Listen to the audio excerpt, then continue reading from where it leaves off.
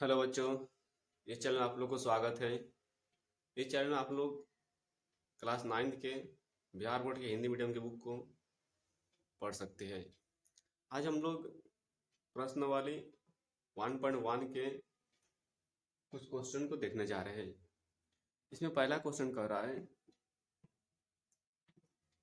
कि क्या शून्य एक परिमेय संख्या है? क्या इसे आप p/q के रूप में लिख सकते हैं, जहां p और q पूर्णांक है और q नॉट इक्वल टू 0। इसका मतलब है कि हम शून्य को p/q के रूप में लिख सकते हैं कि नहीं, और शून्य जो है एक परिमेय के रूप में है कि नहीं है, इसको हमको बताना है। तो यहाँ पर अगर देखेंगे तो जो शून्य होता है उस शून्य को हम 0 में अगर 4 लिखते हैं तब भी इसका जो मान होगा वो 0 ही होगा। 0 अगर हम 6 लिखते हैं तब भी इसका मान क्या आएगा? 0 आएगा। 0 अगर 7 लिखते हैं तब भी इसका मान कितना आएगा? 0 आएगा। इसका मतलब है शून्य को हम p/q के रूप में लिख सकते हैं, अतः ये एक परिमेय संख्या है क्योंकि p/q के फॉर्म में आ रहा है। अतः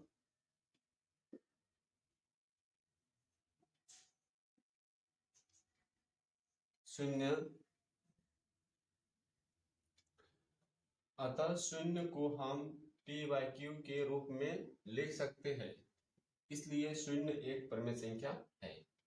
हमको यहाँ पर दिमाग रखना है कि डिवाइड में जो बाटा होता है क्यू का मान 0 नहीं हो सकता, बाकी ऊपर कुछ भी हो सकता है। हम नीचे 4 6 7 1 2 3 4 कुछ भी लिख सकते हैं, लेकिन 0 नहीं लिख सकते। तो अब इसको लिखेंगे तो इसको सॉल्व करने पर 0 आएगा। इसका मतलब 0 को हम 0/4 लिख सकते हैं, 0 को हम 0/6 लिख सकते हैं, 0 को हम 0/7 लिख सकते हैं। अतः 0 को हम p/q के रूप में लिख सकते हैं, इसीलिए शून्य एक परिमेय संख्या है। उसी प्रकार से अगर हम देखें कि यहाँ पर 3 और 4 के बीच 6 परिमेय संख्याएं ज्ञात कीजिए। तो किसी भी दो परिमेय संख्या के बीच अनंत परिमेय संख्या होते हैं।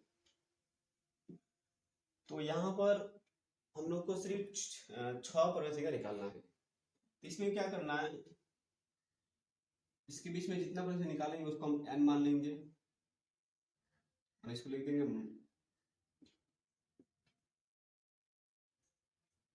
माना कि n बराबर 6। 6 का मतलब होता है किसी भी दो परिमेय संख्या के बीच में जितने परिमेय संख्या निकाला जाता है उसी को हम लोग 6 मान लिया, वो मान लेंगे जितना कहेगा उसी को। उसके बाद क्या करना है, इसमें एक 1 ऐड करना है इसमें।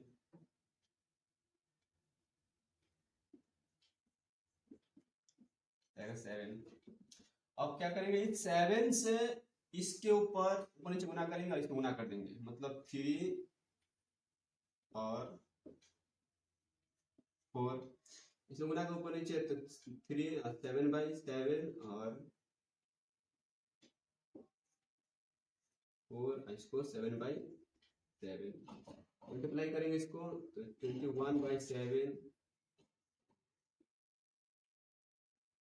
और 28/7।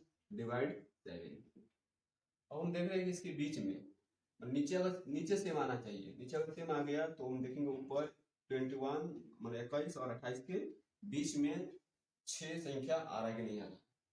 आ जाएगा 22/7, 23/7, 24/7, 25/7, 26/7 होगा, 27/7 होगा। तो ये नंबर जो है वह 3 और 4 के बीच में 6 परिमेय संख्या है। ये आंसर है। इसको लोग अच्छा देख लीजिए।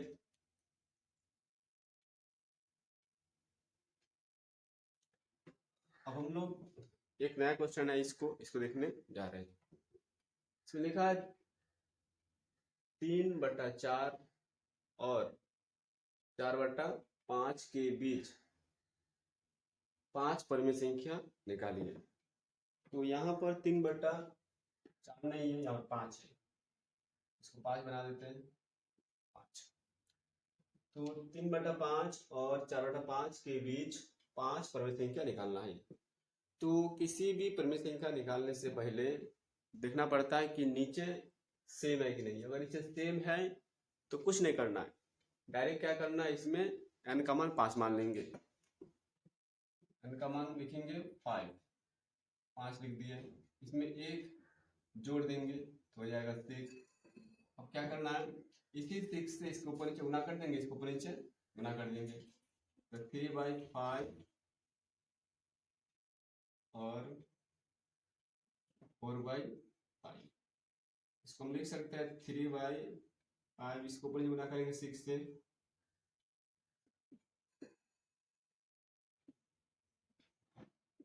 इसको गुना करेंगे 6 ऊपर नीचे, गुना करने 18 30 6 × 24 और डिवाइड 30। उसके बाद नीचे सेम आ गया तो ऊपर 18 या 24 के बीच में 5 से का लिखना, लिखेंगे 19/30, 20/30 और 21/30, 22/30, 23/30, 1 2 3 4 5। यही संख्या 3/5 और 4/5 के बीच में है। इस तरह इसका आसानी से बना सकते हैं। इसके बाद हम लोग देखेंगे 4 नंबर क्वेश्चन देखेंगे, इसको हम लोग उतार लीजिए जल्दी। इसमें हम लोग प्रश्न वाले 1.1 का 4था नंबर क्वेश्चन का 3 क्वेश्चन है, उसको हम लोग देखने जा रहे हैं। इस क्वेश्चन कह रहा है कि नीचे दिए गए कथन सत्य है या असत्य, कारण के साथ अपने उत्तर दीजिए। मैंने कारण के साथ अपने उत्तर को क्या करना है, देना है। तो यहाँ पर अगर देखें कि प्रत्येक प्राकृत संख्या एक पूर्ण संख्या होती है, मतलब प्रत्येक प्राकृतिक संख्या, प्रत्येक प्राकृतिक का मतलब होता है कोई प्राकृतिक संख्या पूर्ण संख्या होती है, हाँ होती है, क्योंकि प्राकृतिक संख्या से ही पूर्ण संख्या बनते हैं।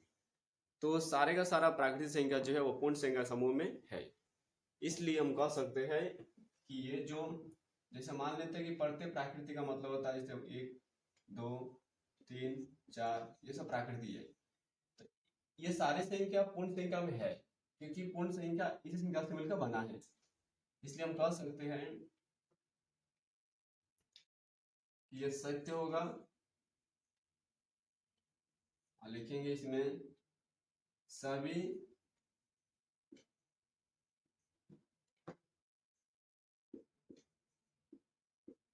प्राकृतिक संख्या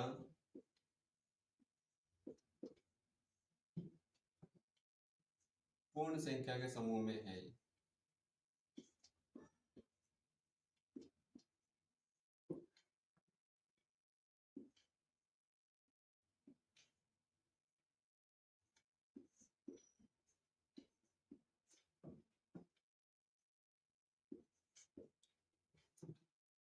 उसके बाद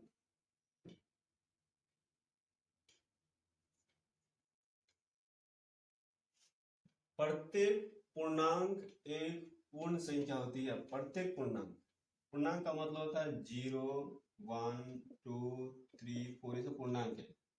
-1 -2 -3, ये सब क्या पूर्णांक है। तो प्रत्येक पूर्णांक का मतलब होता है ये भी पूर्णांक है। क्या ये पूर्ण संख्या है? नहीं है, प्रत्येक नहीं है, सिर्फ यहां से लेकर ये जो संख्या यही सिर्फ पूर्ण संख्या है। हम कह सकते हैं कि प्रत्येक पूर्णांक संख्या पूर्ण संख्या नहीं हो सकते, सिर्फ यहां से हो सकते हैं, यहां से। इसलिए ये हो जाएगा असत्य, असत्य, क्योंकि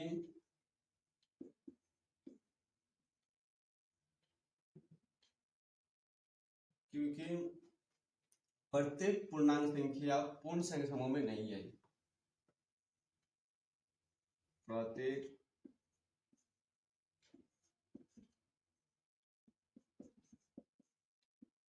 पूर्णांक संख्या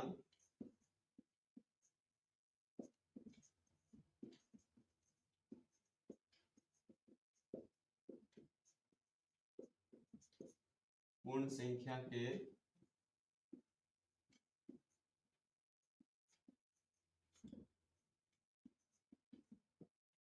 समूह में नहीं है।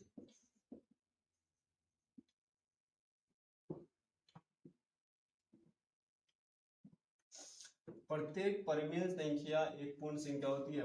प्रत्येक परिमेय का मतलब होता है 1 परिमेय संख्या, 0 परिमेय संख्या, -1 परिमेय संख्या है, बाद 2 परिमेय संख्या है, 3/4 भी परिमेय संख्या है, 5.5 भी परिमेय संख्या है, 6/3 परिमेय संख्या है, 12 परिमेय संख्या है, 3 परिमेय संख्या है, 9 परिमेय संख्या है। तो हम देख रहे हैं सब परिमेय संख्या है। ये तो क्या प्रत्येक परिमेय संख्या पूर्ण संख्या होती है? पूर्ण संख्या होता है सिर्फ 0 होता है, 1 होता है, 2 होता है, 3, ये सब पूर्ण संख्या है। हम देख रहे हैं कि सिर्फ ये पूर्ण संख्या है, ये पूर्ण संख्या है, ये पूर्ण संख्या है, ये पूर्ण संख्या है, ये पूर्ण संख्या है, बाकी ये सब पूर्ण संख्या नहीं है। इसलिए हम कह सकते हैं ये असत्य है, क्योंकि प्रत्येक परिमेय संख्या पूर्ण संख्या में या पूर्ण संख्या समूह में नहीं है। प्रत्येक परिमेय संख्या पूर्ण समूह में नहीं है, मतलब नहीं आ सकता, क्योंकि प्रत्येक परिमेय संख्या पूर्ण संख्या के समूह में नहीं है। इतना को आप लोग अच्छा से लिख लीजिए और इसके बाकी प्रश्न वाले 1.1 समाप्त हो गया। उसके बाद आएगा प्रश्न वाले 1.2 आएगा, जो हम लोग अगले वीडियो में देखेंगे। धन्यवाद।